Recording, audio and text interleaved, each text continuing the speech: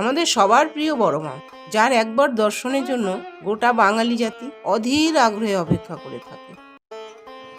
চলো বন্ধুরা, তাহলে সন্ধ্যার আলাপ ঘরের তোমাদের সন্ধ্যার সঙ্গে একসাথে মায়ের দর্শনে যাওয়া যাক। বন্ধুরা, তোমরা যারা হাওড়া বা কলকাতা থেকে যাবে, তোমরা শিয়ালদহ স্টেশন থেকে কল্যাণী সীমান্ত, Krishnanagar local, Gede local, Shantipur local, Naihati local ছাড়াও রানাঘাট লোকাল পেয়ে যাবে। আর যারা ব্যান্ডেল মেন লাইন থেকে আসবে, তারা চুঁচুড়া স্টেশনে এসে সেখান থেকে চুঁচুড়া ফেরিঘাটে যাওয়ার জন্য অটো পেয়ে যাবে। আর সেই ফেরিঘাট থেকে লঞ্চে করে নৈহাটি ফেরিঘাটে চলে আসতে পারবে। আর সেখান থেকে 200 থেকে 250 মিটার পায়ে হেঁটে বড় মার মন্দির।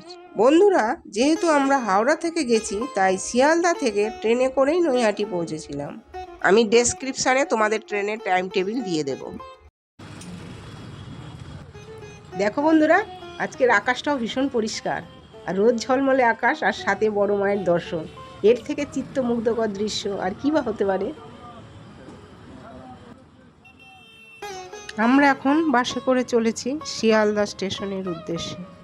সকাল 10:52-তে শিয়ালদা কৃষ্ণনগর লোকাল ছাড়ে, আমরা সেটাতেই যাব। বন্ধুরা, আমরা শিয়ালদা স্টেশনে চলে এসেছি।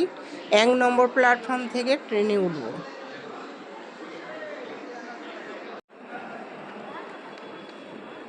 দেখো, ট্রেন দাঁড়িয়ে আছে, আমরা এই ট্রেনেই উঠব।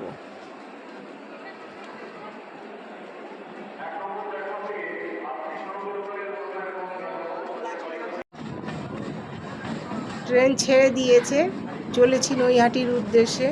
বন্ধুরা, কমেন্ট বক্সে একবার বলো, ধর্ম হোক যার যার, বড় মা সবার।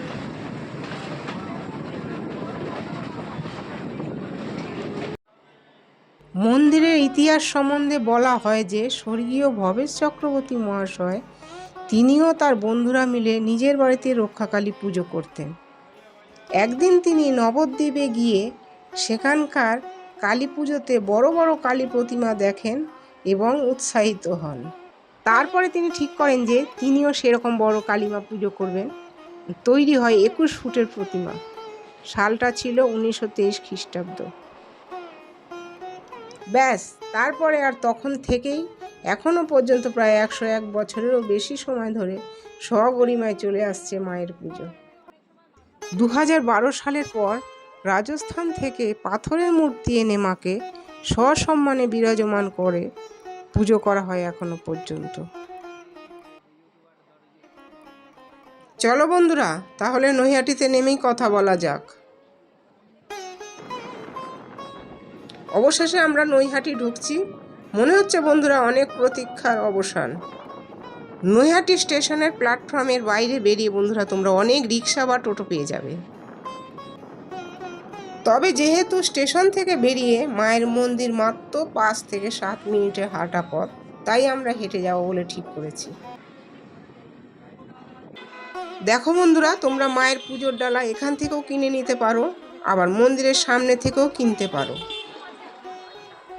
তবে বন্ধুরা, আমরা এখনই মন্দিরে ঢুকবো না, কারণ আগেই বলেছি যে মন্দিরের কিছুটা দূরত্বেই একটা গঙ্গার ঘাট আছে, নৈহাটি ফেরিঘাট।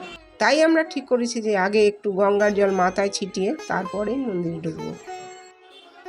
তোমরাও চাইলে প্রথমে গঙ্গার জল মাথায় ছিটিয়ে মন্দিরে ঢুকতে পারো, বা একেবারেই মন্দিরে ঢুকে যেতে পারো।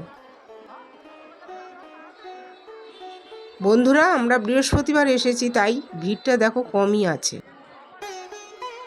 তোমরা যদি মঙ্গল বা শনিবার আসো তাহলে কিন্তু ভিড়টা অনেক হবে, কিন্তু অন্য দিন এলে ভিড়টা কম পাবে। আর যদি পারো তাহলে একটু বেলার দিক করে এসো, তাহলে অনেকটাই কম ভিড় পাবে।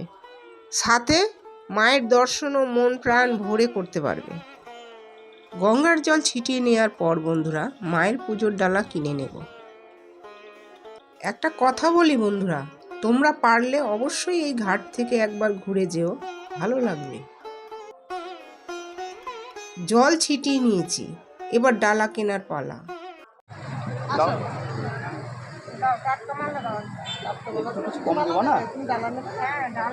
চলে যাবো লাস্ট টাইমে।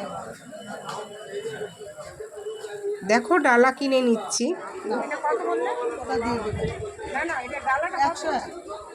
তোমরা এই মাসের থেকেও ডালা কিনে নিতে পারো।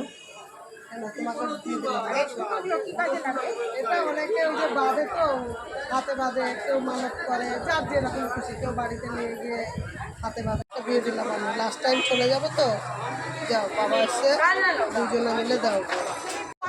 এটাই দেখো আমাদের খাওয়া ফিরে, এটা দেখো খুবই ভালো ব্যবহার ওনার এবং ভীষণই মিশুকে।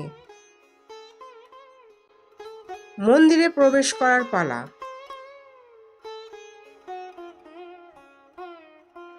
দেখো ভিড়টা এখন একদমই নেই এবং আমাদের মন্দিরের বাইরে একদমই লাইন দিতে হয়নি। গঙ্গায় যাওয়ার সময় তাও লাইনটা একটু ছিল, কিন্তু আমরা যখন ঢুকছি একদমই লাইন ছিল না।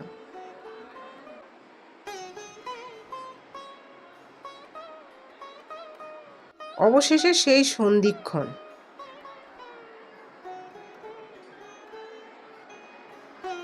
মায়ের দর্শন, শান্তি আর শুধুই শান্তি।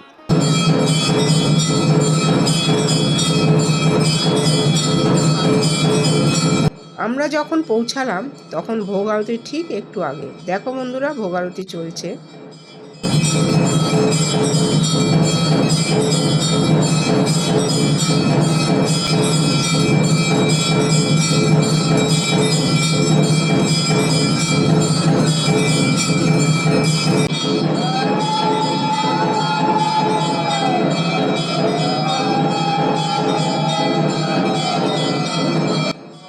মায়ের কাছে এসে বিশেষ কিছুই চাওয়ার থাকে না মায়ের এই অপরূপ রূপ দেখে।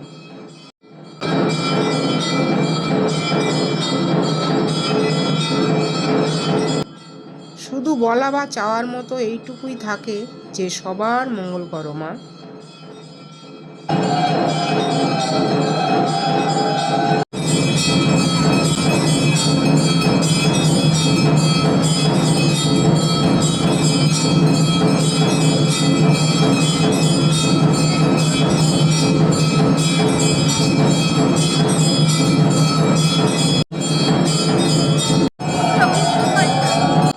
বন্ধুরা, মন্দির খোলার সময় সকাল 8টা থেকে দুপুর 2:30 অবধি, বিকেল 4টে থেকে রাত 8টা অবধি। মঙ্গল ও শনিবার দুপুর 2টোর পর মায়ের ভোগ বিতরণ করা হয়।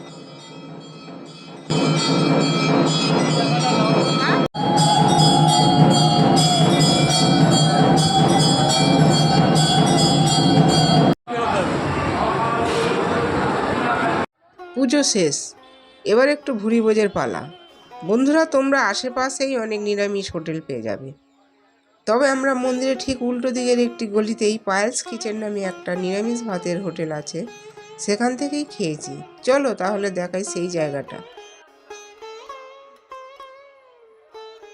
চলো বন্ধুরা, তাহলে দিদির মুখ থেকেই শুনে নাও যে হোটেলে তোমরা কি কি পাবে।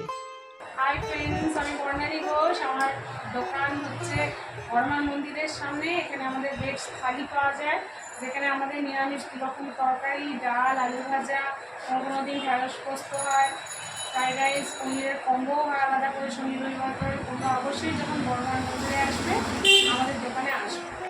তোমরা এটাও জেনে নাও যে কোন খাবারের কি দাম আছে। আমার দোকানে 60 রুপিসের প্লেটের মধ্যে 2 রকম সবজি, আলু ভাজা, ডাল, পাঁচমিশালির তরকারি, তারপরে তোমার চাটনি, পাঁপড় এইসব পাওয়া যায়। আর ফ্রাইড রাইস পনিরের কম্বোতে সত্যি সত্যি করে বলতে 1 প্লেট ফ্রাইড রাইস, পনির, চাটনি, পাঁপড়, স্যালাড দিয়ে অনলি 100 রুপিস। Only 100 rupees? হ্যাঁ, অনলি 100 রুপিসের এটা পাওয়া যায় কম্বো।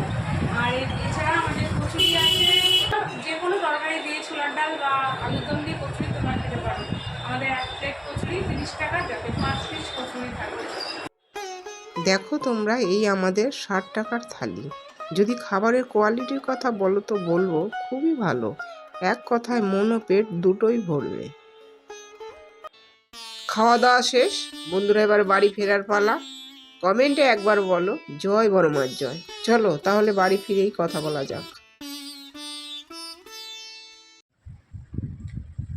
হ্যালো বন্ধুরা, এই সবে ফিরলাম আশা করি ভিডিওটা তোমাদের ভালোই লাগবে, আর ভালো লাগলে একটা লাইক, সাবস্ক্রাইব এবং শেয়ার করে দিও।